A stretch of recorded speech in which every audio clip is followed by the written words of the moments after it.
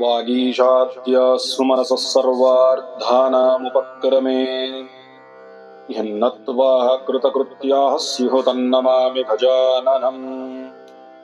शारदा शारदाम्बोजपदना पदनाम्बुजे सर्वदा सर्वदास्माकं सन्निधिः सन्निधिं क्रियात्। गुरुर्ब्रह्मा गुरुर्विष्णुः गुरुर्देवो महेश्वरः गुरुः साक्षात् परं ब्रह्म तस्मै श्री गुरवे नमः। व्यासाय विष्णुरूपाय व्यासरूपाय विष्णवे नमो वै ब्रह्मनिधये वासिष्ठाय नमो नमः। शुक्लाम्बरधरं विष्णुं शशिवर्णं चतुर्भुजं प्रसन्नवदनं ध्यायेत् सर्वविघ्नोपशान्तये। यस्य द्विरदवक्त्राद्याः पारिषद्याः परशतम् विघ्नं निघ्नन्ति सततं विश्वक्सेनं तमाश्रये। ॐ व्यासं वसिष्ठनप्तारं शक्तेः पौत्रमकल्मषं पराशरात्मजं वन्दे शुकतातं तपोनिधिम्। व्यासाय विष्णुरूपाय व्यासरूपाय विष्णवे नमो वै ब्रह्मनिधये वासिष्ठाय नमो नमः। अविकाराय शुद्धाय नित्याय परमात्मने सदैकरूपरूपाय विष्णवे सर्वजिष्णवे यस्य स्मरणमात्रेण जन्म संसारबन्धनात् विमुच्यते नमस्तस्मै विष्णवे प्रभविष्णवे। नमः समस्तभूतानाम् आदिभूताय भूभृदे अनेकरूपरूपाय विष्णवे प्रभविष्णवे। ॐ नमो विष्णवे प्रभविष्णवे सच्चिदानन्दरूपाय कृष्णाय क्लिष्टकारिणे नमो वेदान्तवेद्याय गुरवे बुद्धिसाक्षिणे। कृष्णद्वैपायनं व्यासं सर्वलोकहिते रतं वेदान्तभास्करं वन्दे शमाधिनिलयं मुनिं। सहस्रमूर्तेः पुरुषोत्तमस्य सहस्रनेत्रहननपादबाहोः सहस्रनाम्नां स्तवनं प्रशस्तं निरुच्यते जन्मजरादिशान्त्यै। श्रीवैशम्पायन उवाच श्रुत्वा धर्मानशेषेण पावनानि च सर्वशः युधिष्ठिरः शान्तनवं पुनरेवाभ्यभाषत। युधिष्ठिर उवाच किमेकं दैवतं लोके किं वाप्येकं परायणं स्तुवन्तः कङ्कमर्चन्तः प्राप्नुयुर्मानवाः शुभम्। को धर्मः सर्वधर्माणां धर्मोऽधिकतमो मतः किं जपन्मुच्यते जन्तुर्जन्म संसारबन्धनात्। श्रीभीष्म उवाच जगत्प्रभुं देवदेवमनन्तं पुरुषोत्तमं स्तुवन्नाम सहस्रेण पुरुषः सततोत्थितः तमेव चार्चयन् नित्यं भक्त्या पुरुषमव्ययम्। ध्यायन् स्तुवन्नमस्यंश्च यजमानस्तमेव च अनादिनिधनं विष्णुं सर्वलोकमहेश्वरम्। लोकाध्यक्षं स्तुवन्नित्यं सर्वदुःखादिको भवेत्। ब्रह्मण्यं सर्वधर्मज्ञं लोकानां कीर्तिवर्धनं लोकनाथं महद्भूतं सर्वभूतभवोद्भवम्। एष मे सर्वधर्माणां धर्मोऽधिकतमो मतः यद्भक्त्या पुण्डरीकाक्षं स्तवैरर्चेन्नरः सदा। परमं यो महत्तेजः परमं यो महत्तपः परमं यो महद्ब्रह्म परमं यः परायणम्। पवित्राणां पवित्रं यो मङ्गलानां च मङ्गलम् दैवतं देवतानां च भूतानां यो व्ययः पिता यतः सर्वाणि भूतानि भवन्त्यादियुगागमे यस्मिंश्च प्रलयं यान्ति पुनरेव युगक्षमे। तस्य लोकप्रधानस्य जगन्नाथस्य भूपते विष्णोर्नाम सहस्रं मे शृणु पापभयापहम्। यानि नामानि गौणानि विख्यातानि महात्मनः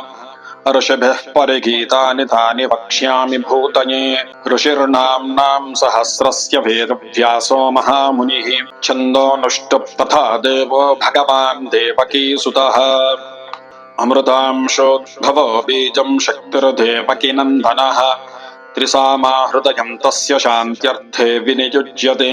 विष्णुं जिष्णुं महाविष्णुं प्रभविष्णुं महेश्वरम् अनेकरूपदैत्यान्तं नमामि पुरुषोत्तमम्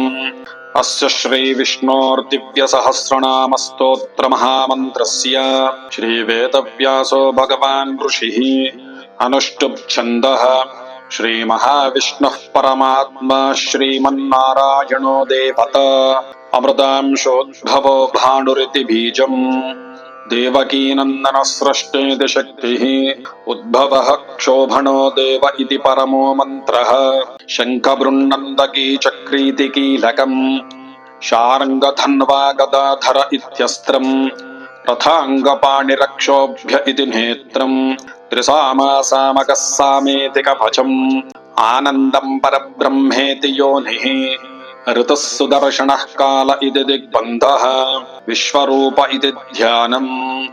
श्रीमहाविष्णुप्रीत्यर्थम् पारायणे विनियोगः ध्यानम् क्षीरोदन्वत्प्रदेशे शुचिमनिविलसत्सैकते मौक्तिकानाम्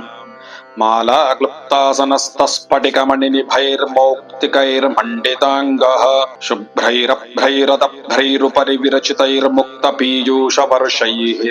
आनन्दीनः पुनीयादरिनलिन गदा शङ्खपाणिर्मुकुन्दः भूः पादौ यस्य नाभिर्वियदसुरनिलश्चन्द्रसूर्यौ च नेत्रे कर्णावाशः शिरोद्यौर्मुखमपि दहनो यस्य वास्तेयमब्धिः अन्तस्थं यस्य विश्वं सुरनरखगो भोगि गन्धर्वदैत्यैः चित्रं रम्यते तं त्रिभुवनवपुषं विष्णुमीशं नमामि शान्ताकारं भुजगशयनं पद्मनाभं सुरेशं विश्वाकारं गगनसदृशं मेघवर्णं शुभाङ्गम् लक्ष्मीकान्तं कमलनयनं योगिरुद्यानगम्यं वन्दे विष्णुं भवभयहरं सर्वलोकैकनाथम्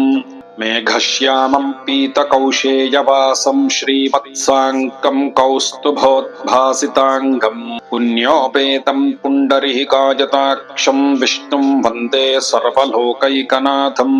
सशङ्खचक्रं सकिरीटकुण्डलं सपीतवस्त्रं सरसीरुहेक्षणं सहारवक्षस्थलशोभिकौस्तुभं नमामि विष्णुं शिरसा चतुर्भुजम् छायायां पारिजातस्य हेमसिंहासनोपरि आसीनमम्बुदश्याममायताक्षमलङ्कृतम् चन्द्राननं चतुर्बाहं श्रीवत्साङ्कितवक्षसम् रुक्मिणी सत्यभामाभ्यां सहितं कृष्णमाश्रये हरिः ओम् विश्वं विष्णुर्वषट्कारो भूतभव्यभवत्प्रभुः भूतकृद्भूतभृद्भावो भूतात्मा भूतभावनः पूतात्मा परमात्मा च मुक्तानां परमागतिः अव्ययः पुरुषः साक्षी क्षेत्रज्ञोऽक्षर एव च योगो योगविधां नेता प्रधानपुरुषेश्वरः नारसिंहवपुः श्रीमान् केशवः पुरुषोत्तमः सर्वः शर्वः शिवस्तानुर्भूताधिर्निधिरव्ययः सम्भवो भावनो भर्ता प्रभवः प्रभुरीश्वरः स्वयंभूः शम्भुरादित्यः पुष्कराक्षो महास्वनः अनादिनिधनो धाता विधाता धातुरुत्तमः अप्रमेयो ऋषिकेशः पद्मनाभोमरप्रभुः विश्वकर्मा मनुस्त्वष्टास्तविष्टस्तविरो ध्रुवः अग्राह्यः शाश्वतः कृष्णो लोहिताक्षः प्रदर्धनः प्रभूतस्त्रिककुब्धाम पवित्रं मङ्गलं परम् ईशानः प्राणदः प्राणो ज्येष्ठः श्रेष्ठः प्रजापतिः हिरण्यगर्भो भूगर्भो माधवो मधुसूदनः ईश्वरो विक्रमी धन्वी मेधावी विक्रमः क्रमः अनुत्तमो दुरादर्शः कृतज्ञः कृतिरात्मवान् सुरेशः शरणं शर्म विश्वरेताः प्रजाभवः अहः संवत्सरो व्याळः प्रत्ययः सर्वदर्शनः अजः सर्वेश्वरः सिद्धः सिद्धिः सर्वादिरच्युतः वृषा कपिरमेजात्मा सर्वयोगविनिसृतः वसुर्वसुमनः सत्यः समात्मा संवितः समः अमोघः पुण्डरीकाक्षो वृषकर्मा वृषाकृतिः रुद्रो बहुशिरा बभ्रर्विश्वयोनिः शुचिश्रवाः अमृतः शाश्वतस्तानरुपरारोहो महातपाः सर्वगः सर्वविद्भानुर्विश्वक्सेनो जनार्दनः वेदो वेदविदव्यङ्गो वेदाङ्गो वेदवित्कविः लोकाध्यक्षः सुराध्यक्षो धर्माध्यक्षः कृताकृतः चतुरात्मा चतुर्व्यूहश्चतुर्दंष्टश्चतुर्भुजः भ्राजिष्णुर्भोजनं भोक्ता सहिष्णुर्जगदादिजः अनघो विजयो जेता विश्वयोनिः पुनर्वसुः उपेन्द्रो वामनः प्रांशुरमोघः शुचिरोर्जितः अतीन्द्रः सङ्ग्रहः सर्गो धृतात्मा नियमो यमः वेद्यो वैद्यः सदा योगी वीरः माधवो मधुः अतीन्द्रियो महामायो महोत्साहो महाबलः महाबुद्धिर्महावीर्यो महाशक्तिर्महाद्युतिः अनिर्देश्य बभुः श्रीमानमेयात्मा महाद्रिधृक् महेश्वासो महीभर्ता श्रीनिवासः सताङ्गतिः अनिरुद्धः सुरानन्दो गोविन्दो गोविदां पतिः मरीचिर्दमनो हंसः सुपर्णो भुजगोत्तमः हिरण्यनाभः सुतपाः पद्मनाभः प्रजापतिः अमृत्यः सर्वदृक्सिंहः सन्धाता सन्धिमान् स्थिरः अजो दुर्मर्शनः शास्ता विश्रुतात्मा सुरारिः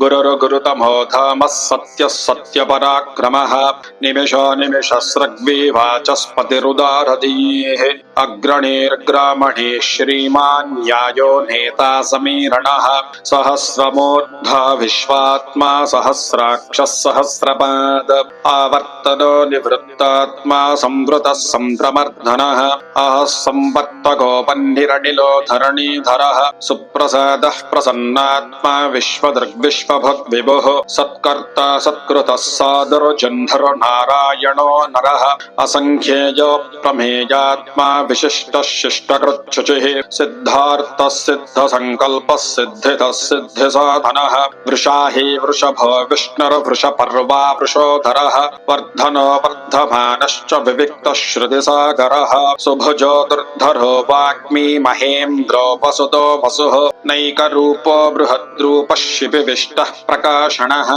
ओजस्तेजोद्युतधरः प्रकाशात्मा प्रतापनः वृद्धः स्पष्टाक्षरो मन्त्रश्चन्द्रांशुर्भास्करद्युतिः अमृतांशोद्भव भानुः शशबिन्दुः सुरेश्वरः औषधं जगतः सेतः सत्यधर्मपराक्रमः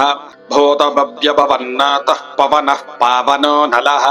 कामः कामकृत्कान्तः कामः कामप्रदः प्रभुः युगादिकृत्युगावर्तो नैकमायो महाशनः अदृश्यो व्यक्तरूपश्च सहस्रजिदनन्तजित् इष्टो विशिष्टः शिष्टेष्टः शिखण्डी नहुषो वृषः क्रोधः क्रोधकृत्कर्ता विश्वबाहुर्महीधरः अच्युतः प्रथितः प्राणः प्राणदो वासवानुजः अपां निधिरधिष्ठानमप्रमत्तः प्रतिष्ठितः स्कन्दः स्कन्दधरो धुर्यो वरदो वायुवाहनः वासुदेवो बृहद्भानुरादिदेवः पुरन्दरः अशोकस्तार्णस्तारः शौरिः शूरजनेश्वरः अनुकूलः शतावर्तः पद्मी पद्मनिभेक्षणः पद्मनाभोरविन्दाक्षः पद्मगर्भः शरीरभृत् महरतिर्वृद्धो वृद्धात्मा महाक्षो गरुडध्वजः अतुलः शरभो भीमः समयज्ञो हविर्हरिः सर्वलक्षणलक्षण्यो लक्ष्मीवान् समितिञ्जयः विक्षरो रोहितो मार्गो हेतुर्दामोदरः सहः महीधरो महाभागो वेगवानमिताशनः उद्भवः क्षोभणो देवः श्रीगर्भः परमेश्वरः करणं कारणं कर्ता विकर्ता गहनो गुहः व्यवसायो विपस्थानः संस्थानस्तानदो ध्रुवः परर्दिः परमः स्पष्टस्तुष्टः पुष्टः शुभे क्षणः रामो विरजो मार्गो नेयो नयो नयः वीरशक्तिमतां श्रेष्ठो धर्मो धर्मविदुत्तमः वैकुण्ठः पुरुषः प्राणः प्राणदः प्रणवः पृथुः हिरण्यगर्भः शत्रुघ्नो व्याप्तो वायुरधोक्षजः ऋतुः सुदर्शनः कालः परमेष्टि परिग्रहः उग्रः संवत्सरो दक्षो विश्रामो विश्वदक्षिणः विस्तारस्थावरस्तानुः प्रमाणम् बीजमव्ययम् अर्थोऽनर्थो महाकोशो महाभोगो महाधनः अनिर्विन्नस्तविष्टो भूर्धर्मयूपो महामखः नक्षत्रनेमिर्नक्षत्रे क्षमः क्षामः समीहनः यज्ञ इज्यो महेभ्यश्च क्रतुः सत्रम् सताम् गतिः सर्वदर्शी निवृत्तात्मा सर्वज्ञो ज्ञानमुत्तमम् सुव्रतः सुमुखः सूक्ष्मः सुघोषः सुकृतः सुहृद् मनोहरो जितक्रोधो वीरबाहुर्विदारणः स्वापनः स्ववशो व्यापी नैकात्मा नैककर्मकृत्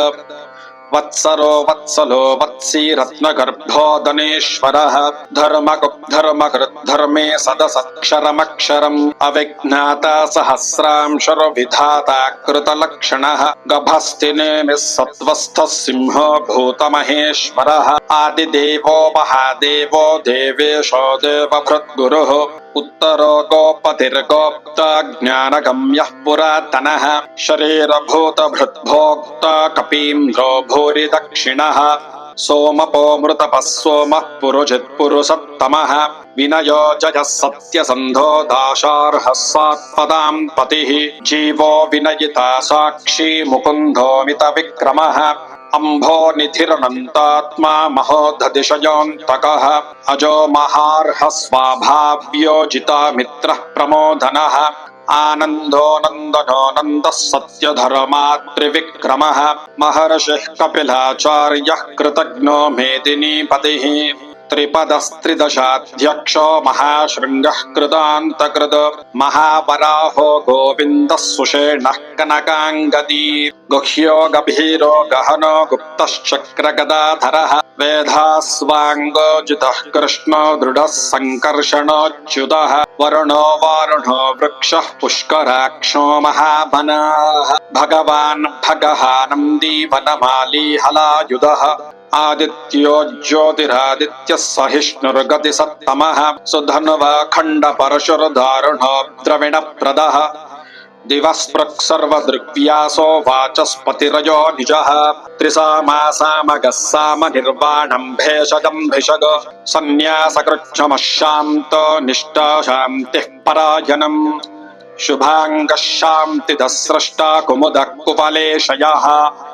गोहितो गोपतिर्गोप्ता वृषभाक्षो वृषप्रियः अनिवर्ती निवृत्तात्मा संक्षेप्ता क्षेमकृच्छिवः श्रीवत्सवक्षा श्रीवासः श्रीपतिः श्रीमताम्बरः श्रीधः श्रीशः श्रीनिवासः श्रीनिधिः श्रीविभावनः श्रीधरः श्रीकरः श्रेयः श्रीमान् लोकत्रयाश्रयः स्वक्षः स्वङ्गः शतानन्दो नन्दिर्ज्योतिर्गणेश्वरः विजिदात्मा विधेयात्मा सत्कीर्तिश्छिन्न संशयः उदीर्णः सर्वतश्चक्षुरणीशः शाश्वतः स्थिरः भूषयो भूषणो भूतिर्विशोकः शोकनाशनः अर्चिष्मानर्चितः कुम्भो विशुद्धात्मा विशोधनः अनिरुद्धो प्रतिरतः प्रद्युम्नोऽमितविक्रमः कालनेमिनिः वीरः शौरिः शूरजनेश्वरः त्रिलोकात्मा त्रिलोकेशः केशवः केशिहा हरिः कामदेवः कामपालः कामीकान्तः कृतागमः अनिर्देश्य वपुर्विष्णुर्वीरोऽनन्तो धनञ्जयः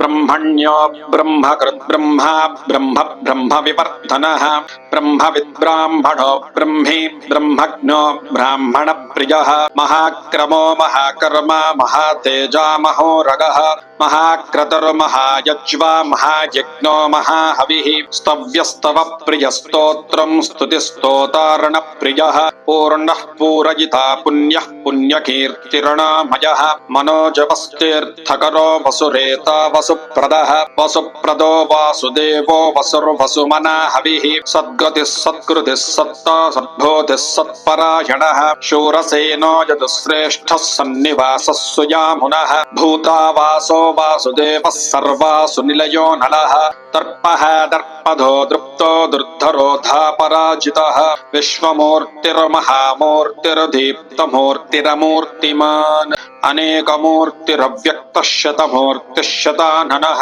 एको नैकः सवः कः किं यत्तत्पदमनुत्तमम् लोकबन्धुर्लोकनाथो माधवो भक्तवत्सलः सुवर्णवर्णो हेमाङ्गो वराङ्गश्चन्दनाङ्गदी वीरः विषमः शून्यो घृताशीरचलश्चलः अमानी मानधो मान्यो लोकस्वामी त्रिलोकधृत सुमेधा मेधजो धन्यः सत्यमेधाधराधरः तेजो वृषोद्युतधरः सर्वशस्त्रभृतां परः प्रग्रहो निग्रहो व्यग्रो नैकशृङ्गो गदाग्रजः चतुर्मूर्तिश्चतुर्बाहुश्चतुर्व्यूहश्चतुर्गतिः चतुरात्मा चतुर्भावश्चतुर्वेदविदेकपाद समावर्तो निवृत्तात्मा दुर्जयो दुरतिक्रमः दुर्लभो दुर्गमो दुर्गो दुराभासो दुरारिः शुभाङ्गो लोकसारङ्गः सुतन्तुस्तन्तुवर्धनः इन्द्रकर्मा महाकर्मा कृतकर्मा कृतागमः उद्भवः सुन्दरः सुन्दो रत्ननाभः सुलोचनः अर्को वाचसरः शृङ्गी जयन्तः सर्वविजयी सुवर्णबिन्दुरक्षोभ्यः सर्वभागीश्वरेश्वरः महाहृदो महाकर्तो महाभूतो महानिधिः कुमुदः कुन्दरः कुन्दः पर्जन्यः पावनो निलः अमृतांशोऽमृतवपुः सर्वज्ञः सर्वतोमुखः सुलभः सुव्रतः सिद्धः शत्रुजिच्छत्रुतापनः न्यग्रोदोदुम्बरोऽश्वत्थश्चानूरान्ध्रनिषूदनः सहस्रार्च्यः सप्तजित्वः सप्तैधाः सप्तवाहनः अमूर्तिरनघोचिन्त्यो भजकृद्भजनाशनः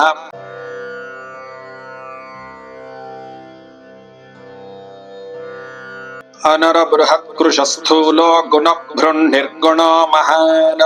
अधृतस्वधृतस्वास्यः प्राग्वंशो वंशवर्धनः भारभृत्कथितो योगी योगीशः सर्वकामदः आश्रमश्रमणः क्षामः सुपर्णो वायुवाहनः धनुर्धरो धनुर्वेदो दण्डो दमयता दमः अपराजितः सर्वसहो नियन्ता नियमो यमः सत्त्ववान् सात्विकः सत्यः सत्यधर्मपरायणः अभिप्रायः प्रियार्होर्हः प्रियत्कृत्प्रीतिवर्धनः विहाय सकतिर्ज्योतिः सुरुचिर्हुतभुग्विभुः रविर्विरोचनः सूर्यः सविता रविलोचनः अनन्तो हुतभुग्भोक्ता सुखदो नैकदोऽग्रजः अनिर्विन्नः सदामर्षि लोकाधिष्ठानमद्भुतः सनातनतमः कपिलः कपिरव्ययः स्वस्तिदः स्वस्तिकृत् स्वस्तिः स्वस्तिभुक् स्वस्ति दक्षिणः अरौद्रः कुण्डली चक्री विक्रम्योर्जितशासनः शब्दादिकः शब्दसः शिशिरः शर्वरीकरः अक्रूरः पेशलो दक्षो दक्षिणः क्षमिणाम्बरः विद्वत्तमो वीतवयः पुण्यश्रवणकीर्तनः उत्तारणो दुष्कृतिः पुण्यो दुःस्वप्ननाशनः वीरः रक्षणः सन्तो जीवनं पर्यवस्थितः अनन्तरूपोऽनन्तश्रीर्जितमन्युरभयापहः चतुरश्रो गभीरात्मा विदिशो व्यादिशो दिशः